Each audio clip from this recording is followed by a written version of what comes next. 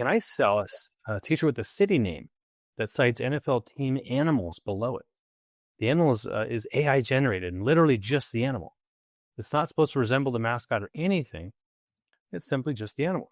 And then the establishment year of that team. So, for example, a t-shirt that says Chicago with an AI-generated bear, established 1920. No logos, no team name. Same colors. May resemble NFL team colors. Interesting. Yeah, so I think this is definitely both a trademark and a copyright issue.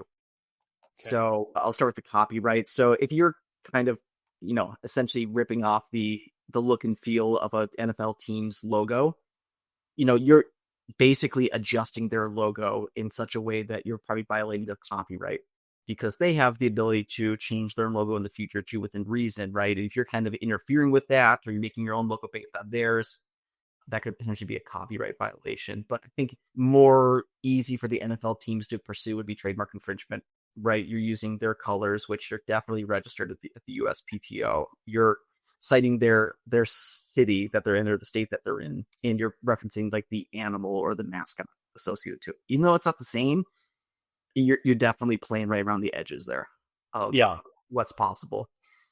In the other times that with other clients, I've said, hey, like if like we've had clients do like esports betting applications and mobile applications, stuff like that, and we've said, hey, like you can use like the first three letters of the state or the city, and like you can use their colors, right? But you start putting logos on helmets and stuff like that, we're gonna get in trouble.